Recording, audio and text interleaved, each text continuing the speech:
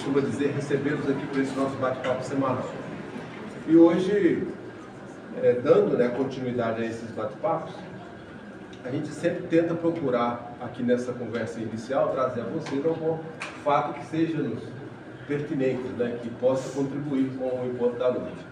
E quem está nos acompanhando aí desde o início do ano, deve ter percebido que aleatoriamente a gente vem falando sobre temas diversos, mas com foco em especial no processo evolutivo, onde a gente procura sedimentar informações que contribuam justamente para essa consciência.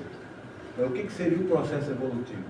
E a gente vem desmistificando, dizendo que o processo evolutivo não necessariamente se resume exclusivamente aos deleites da matéria.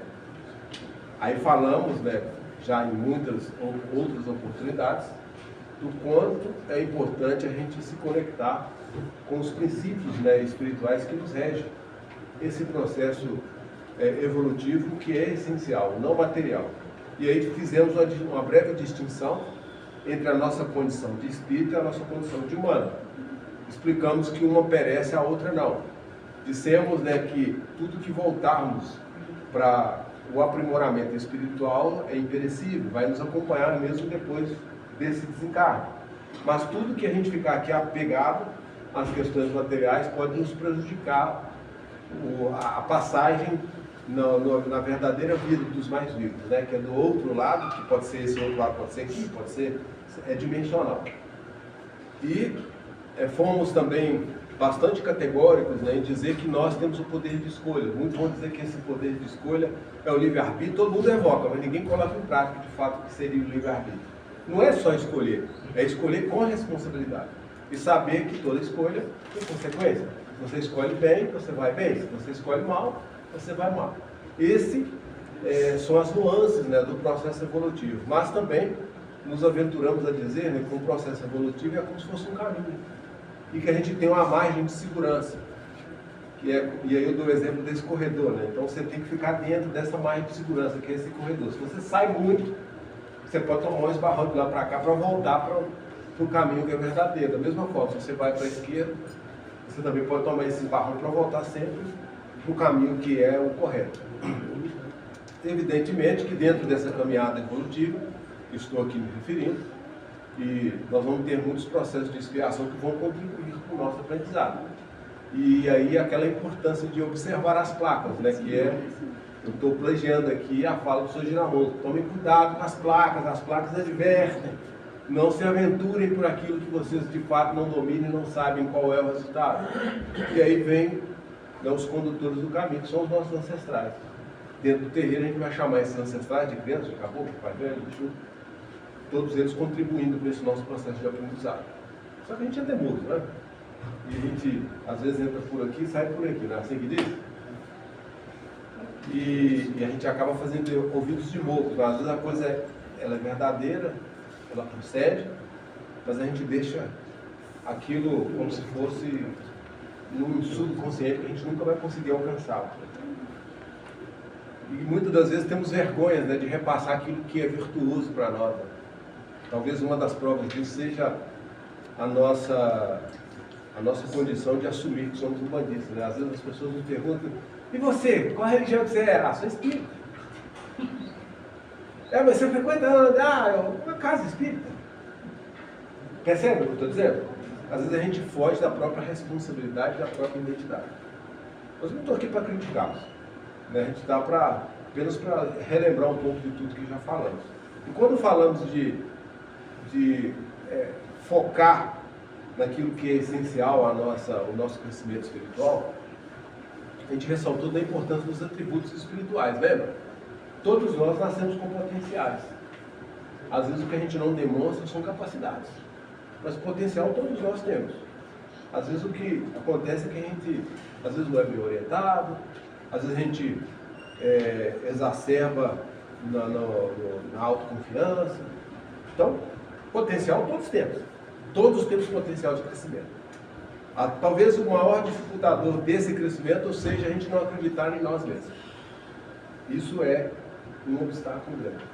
E quando nos falta essa confiança íntima, a gente acreditar naquilo que de fato essencialmente nos move, a gente já está fadado à derrota. E o que nós aprendemos nos encontros de terça-feira? Valorizar o poder de vontade, que tem muito a ver com a nossa fé, que tem muito a ver com a nossa escolha, tem muito a ver com o pragmatismo do caminho, que é aquilo que a gente aplica no dia a dia, até na cidade, né, que a gente precisa às vezes para romper os obstáculos e as dificuldades que surgem. E podem apostar, ninguém está na Terra para fazer curso de santo não, viu? Nós estamos aqui porque precisamos estar aqui. Nascemos no lugar que deveríamos nascer, temos os filhos que deveríamos ter, somos os pais que deveríamos ser, e estamos nos meios sociais que devemos estar. Aí vocês vão lembrar que eu citei que existe um mini núcleo social, que a gente chama de família. Então todas as pessoas que estão conectadas conosco na família, aí eu estou dizendo da sanguinidade, né? Nós temos ali algumas coisas para se resolver. Geralmente os débitos maiores estão dentro desse grupo. Nós também temos um outro núcleo de aprendizado social, que é o mais amplo. O Caboclo, que é o mentor de todos nós, ele diz que o grande terreiro é a vida do portão para fora. E que isso aqui é uma sala de estudo e aprimoramento. Tudo que a gente conseguir aqui absorver, conseguir assimilar, que a gente deve colocar em prática lá fora. E aí me faz lembrar aqui, estou falando para dar hoje, me faz lembrar aqui de talvez 2 ou 3 perguntas que me chegaram essa semana, alguém querendo saber a fórmula milagrosa para evoluir. Eu, com toda sinceridade, eu não conheço. Se eu conhecesse, eu já acho que eu nem estava aqui mais. Mas, eu me lembrei de alguém falando, né, sobre o Emmanuel, né? O Emmanuel, para quem não sabe quem foi o Emmanuel foi o guia do Chico Xavier, né? Era um dos mentores de frente dele, que sempre puxava a orelha dele quando eu precisava dar-lhe, né, alguma advertência. E a ancestralidade dele foi um senador romano, né, chamado Publio Lentulus. E esse mentor aparecia para o Chico quando ele estava em dúvida em algumas coisas, e olha que nós estamos falando do Chico. Não estou falando do Maristão, estamos falando do Chico, que se dispensa maiores comentários. Mas ele também tinha os seus momentos de dificuldade. E quando ele tinha, apareciam um dos mentores. E um dos que mais aparecia era o Emmanuel, né? E aí, ele, Chico, perguntou para o Emmanuel qual que era a razão de nós estarmos aqui na Terra. Quais eram as razões, está no plural. Qual eram as razões de estarmos aqui, reencarnados no planeta Terra. E o Emmanuel, muito educadamente, respondeu: não existe razões, existe uma apenas. E essa razão é fazer a caridade de todas as formas que você puder. E o Chico ficou assim, meio sem entender. Como assim fazer caridade? Faz o dobro do que você já faz. Ele está falando isso com o Chico. Então a gente não faz nada, se a gente for comparar. E aí eu fiquei pensando nisso, né? Baseado nessas perguntas que as pessoas me fizeram, qual seria essa fórmula milagrosa? Eu não conheço. E eu me lembrei dessa passagem, mas aí me fez aqui também relembrar de uma das falas de um dos pretos velhos, que é o fundador dessa Umbanda que nós praticamos, a Umbanda esotérica, que aqui encontra raiz e assentamento em muitos pretos velhos que conversam com você. Existe um mestre astral que comanda todos os pretos velhos e todas as pretas velhas da vibração de Orimar. Essa entidade, quando se identificou no nome comum, o chamavam de Pai Guiné. Mas por trás dessa entidade, com esse nome popular, existia um mestre ascensionado, já que não precisava reencarnar mais. E que eles perguntaram o nome e falaram: pode me chamar de mestre Oxanã. Era o nome de Deus. Mas ele desceu no terreiro e se perguntasse: não, Pai Guiné. Mas por trás daquele espírito, daquela vestimenta que ele utilizava para se manifestar, tinha um grande espírito. E alguém também se aventurou a fazer essa pergunta, né, pro Pai Guiné, junto com o Pai Mata lá incorporado. E o Pai Guiné respondeu: faça caridade, meu filho, nem que seja por vaidade. É a mesma resposta. De espíritos diferentes, de vertentes diferentes, mas dizendo o seguinte: nós viemos aqui para ajudar. Em primeiro momento, nos ajudar. Então, o autoconhecimento é uma ajuda íntima de todos nós, de tentar se aperfeiçoar dia após dia.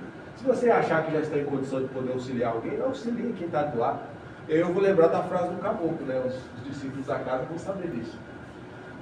Num dia também aqui de fala coletiva, ele falando na língua dele, né? Munhan necoeira abiri começar. Isso é o Caboclo falando, Caboclo cobra.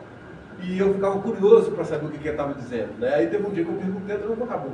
Você falou aquele dia lá na sua língua tupi lá, o que quer dizer?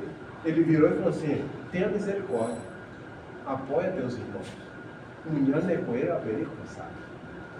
E aí, é a mesma coisa, os mentores estão falando a mesma coisa, nós estamos aqui para cooperar, para ajudar nesse processo coletivo que a gente chama de evolução. Mas para que a gente possa ajudar alguém, a gente precisa primeiro se autoajudar, a gente precisa se autoconhecer e ter o mínimo de requisitos básicos para poder estender a mão para alguém. E aí me faz lembrar, e encerro aqui, São Batinado tá bom. Encerro aqui uma fala do Pai Benedito, né? Quando alguém perguntava para ele qual era a melhor forma de entrar em conexão com Deus. Deus mesmo. Sem as suas diversidades de nome, quando ele está falando de Zambide, de Sônia, de Jair, de Jeová, ou seja, não vou falar todos. Mas alguém perguntava qual seria a melhor forma de entrar em sintonia com Deus, né? Ele falou assim, em prece íntima, meu filho. Só que para você alcançar esse dom e essa capacidade, precisa silenciar.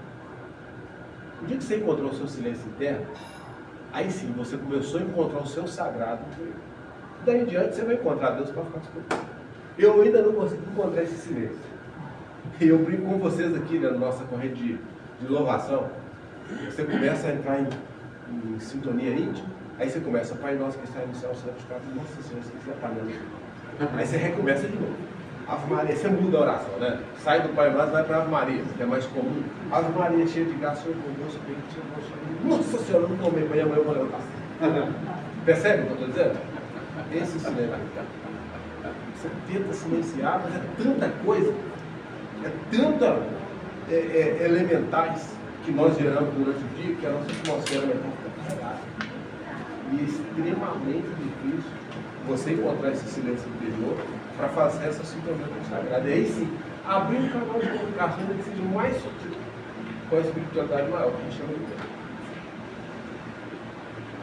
E que não é o Deus externo, é o Deus interno. É isso. Valeu. Saravá, sábado tem rito, hein? Quem quiser estar conosco aí no sábado tem rito de hora. Todo mundo já descobriu que os de hora só vem dar aquele passo rápido e deixa tudo coxo, né? Porque tá, ó, tá lotando, o pessoal já descobriu. A gente vai mudando as taxas, mas não tem jeito não. Mas enfim, tá todos convidados, viu? Estamos convidando.